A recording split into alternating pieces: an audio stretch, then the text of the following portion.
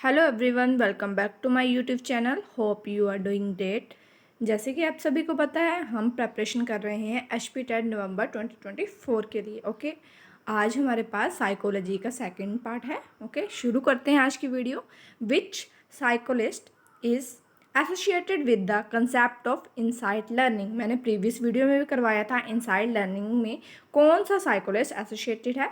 Option है हमारे पास अल्वर बंडूरा, ऑप्शन नंबर बी है B F. Skinner, option number C है कोहलर, ऑप्शन नंबर डी है मास्लो। सो इसका करेक्ट ऑप्शन क्या होगा? ऑप्शन नंबर सी इसका करेक्ट होगा, कोहलर। कोहलर इसका करेक्ट आंसर होगा। अब बात कर लेते हैं कि जो बाकी ऑप्शन हैं उनकी। फर्स्ट ऑप्शन हमारे पास अल्वर बंडूरा। अल्वर बंडूरा ने हमारे पास कौन सी थ्योरी दी थी? Social learning theory. ओके, ये तो ये ऑप्शन हो गया। ऑप्शन नंबर बी है बी.एफ. स्किनर। बी.एफ. स्किनर ने कौन सी थ्योरी दी थी? Operant conditioning theory. ओके, जिसमें हमें रैड, एक स्किनर बॉक्स था उसमें रैड डाला था, और आर.एस. टर्म भी बोलते हैं उसको। ओके, थर्ड ऑप्शन हमारे पास कोहलर, वही बोल दिए मैंने आपको। इनसाइड लर्निंग किसने दी थी? कोहलर ने। ऑप्शन नंबर डी है इब्राहिम मास्लो। मास्लो ने दिया था theory of needs. Okay okay, और इसको क्या बोलते हैं? Maslow need of hierarchy. Okay, so first question हो गया। सेकंड क्वेश्चन है the process of learning by watching and imitating the behaviour of other is refer to as. So इसका correct option क्या होगा? Option number D, observational learning. क्या बोला है? दूसरों के व्यवहारों को देखकर और अनुकरण कर सीखने की प्रक्रिया को क्या कहते हैं? हम किसी और से सीखते हैं, उनको क्या बोलते हैं? Observation learning. Okay, next question है हमारे पास। According to classical conditioning principle, what is the term for the learned ability to distinguish between a conditioned stimulus and other irrelevant stimuli? So इसका करेक्ट ऑप्शन क्या होगा? Option number ए, discrimination. Okay, next question है हमारे पास, थोड़ा blur आया है फिर भी हम पढ़ेंगे। A student studies hard to avoid failing a test, this is example. एक बच्चा, एक विद्यार्थी है, वो परीक्षा में अनुत्तीर्ण होने से बचने के लिए कठिन परिश्रम करता है। सो ये किसकी एग्जाम्पल है? सो ये एग्जाम्पल है नेगेटिव रेनफोर्समेंट की। Okay, so option number B इसका करेक्ट आएगा। नेक्स्ट क्वेश्चन है हमारे पास। Once the problem is identified the other proceed by developing a tentative answer of the problem, it is called as. So इसको हम बोलते हैं हाइपोथेसिस। नेक्स्ट क्वेश्चन है हमारे पास। The school of psychology whose goal was to identify the basic element of the experience was called as. So इसको बोलते हैं हम स्ट्रक्चरलिज्म। ऑप्शन नंबर डी इसका करेक्ट होगा। नेक्स्ट क्वेश्चन है हमारे पास। Behaviourist rejected introspection because. So इसका करेक्ट ऑप्शन क्या होगा? ऑप्शन नंबर डी, बिकॉज जो इंट्रोस्पेक्शन मेथड है वो एक सब्जेक्टिव मेथड है। ओके, नेक्स्ट क्वेश्चन है हमारे पास, एट्थ क्वेश्चन है। Who devised the concept of intelligent quotient, IQ। So इसका करेक्ट ऑप्शन क्या होगा? Option number B, William Stern. Okay, next question हमारे पास। अकॉर्डिंग टू पियाजे the formal operational thought appears between the age. मैंने आपको बताया था कि पियाजे ने कौन सी थ्योरी दी? इन्होंने दी थी कोग्निटिव डेवलपमेंट, और इसकी 4 स्टेजेस थी। कौन कौन सी थी? Pre operational stage, sensory motor stage, then concrete operational stage, then last थी हमारे पास फॉर्मल ऑपरेशनल स्टेज। तो इन्होंने पूछा है जो फॉर्मल ऑपरेशनल स्टेज है वो कौन सी एज में होती है? सो इसका करेक्ट ऑप्शन क्या होगा? Option number D, 11 to 15। Okay, sorry, option number C, 11 to 15। Next question हमारे पास। A researcher wants to investigate the effect of new teaching method on student performance, which research method would be most suitable? So इसका correct option क्या होगा? Option number C, experimental method. Okay, जब हम किसी को experiment करके देखते हैं तो वो हमें ज़्यादा माइंड में याद रहता है, और उसकी वजह से क्या बोला हुआ है? शिक्षण पद्धति के प्रभावों की जांच करना चाहता है, तो कौन सी जो पद्धति है वो शाब्दिक उपयुक्त होगी? तो वो होगी एक्सपेरिमेंटल मेथड। एक्सपेरिमेंट करने से हमें बड़ा कुछ क्लियर होता है। नेक्स्ट क्वेश्चन हमारे पास। What is the purpose of control group in an experiment? So इसका पहला ऑप्शन क्या है? To receive an experiment treatment.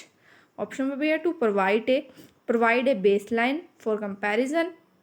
Option number C है to manipulate the independent variable. Option number D है to ensure that the experiment is double blind. So इसका correct option क्या होगा? Option number D, to ensure that the experiment is double blind. Next question हमारे पास, which of the following is a measure of central tendency. ये तो सभी को पता होगा। ऑप्शन नंबर डी इसका करेक्ट होगा, मीन। नेक्स्ट क्वेश्चन हमारे पास, the process of consistently focusing on and perceiving a limiting amount of information from the sensory environment is known as, so हम उसको बोलते हैं attention। ऑप्शन नंबर डी क्या होगा? इसका करेक्ट होगा, attention। नेक्स्ट क्वेश्चन हमारे पास मोस्ट इंपॉर्टेंट टॉपिक है मेमोरी के related. Which type of memory involves motor skill and habits. So इसका करेक्ट ऑप्शन क्या होगा? प्रोसीजर मेमोरी, जो हम प्रोसीजर से आती है। लाइक मोटर स्किल वैल्यू क्या होगी? स्किल्स कौन सी होती है? जो हम हाथ से करते हैं। ओके, हैबिट्स भी हमें प्रोसीजर से आती हैं। सो इसका करेक्ट ऑप्शन क्या होगा? Procedure memory. नेक्स्ट क्वेश्चन हमारे पास, a rat learn to press a lever in order to receive food. Rat वाली कौन सी थी? अभी मैंने आपको बताई थी, वो कौन सी थी? Operant conditioning. So option number B इसका करेक्ट होगा। ओके, नेक्स्ट क्वेश्चन हमारे पास, in classical conditioning the neutral stimuli become a condition stimuli through. बोला हो जो प्राचीन अनुबंध में एक तथ्य उद्दीपक डैश के द्वारा अनुबंधित अनुदीपक बन जाता है। सो इसका करेक्ट ऑप्शन क्या होगा? Option number D, association. Association की वजह से जो क्लासिकल कंडीशनिंग में जो न्यूट्रल स्टिमुलस भी होता है वो हम बना सकते हैं condition stimulus. Okay, association with conditional stimulus, इसका करेक्ट ऑप्शन होगा। नेक्स्ट है 17th क्वेश्चन हमारे पास, which theory suggest that forgetting occur because memory traces fade over time. Okay, so इसका करेक्ट ऑप्शन क्या होगा? Option number B, trace decay theory. Next question हमारे पास, what is the process of reducing the occurrence of a behaviour by presenting aversive stimuli. So इसका correct option क्या है? हमारे पास option क्या है? Reinforcement, punishment, extension and habitation. So इसका correct option क्या होगा? ऑप्शन नंबर बी, पनिशमेंट इसका करेक्ट आंसर होगा।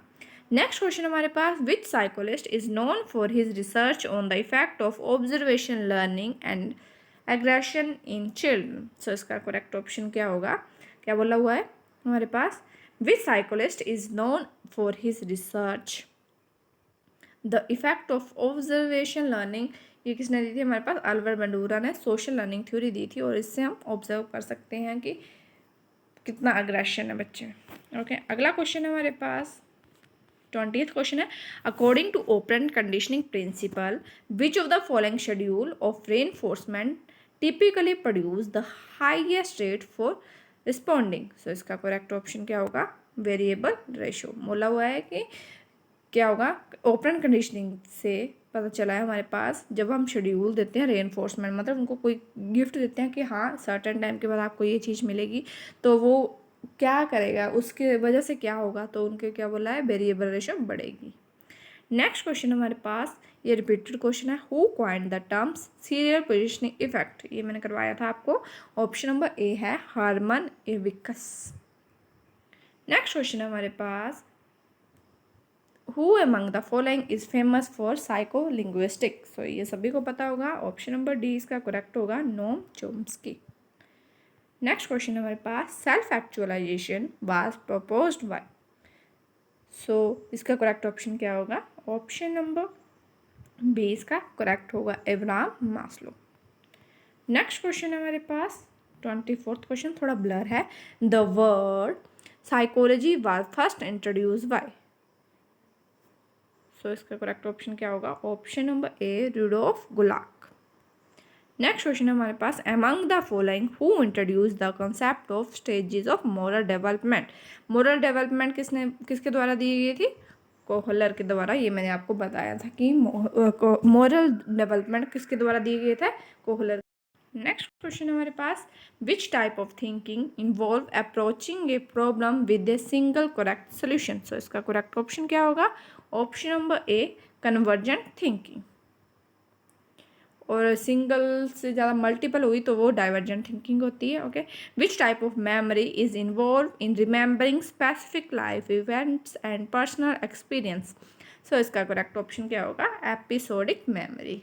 एपिसोड से चल रही है हमारी लाइफ।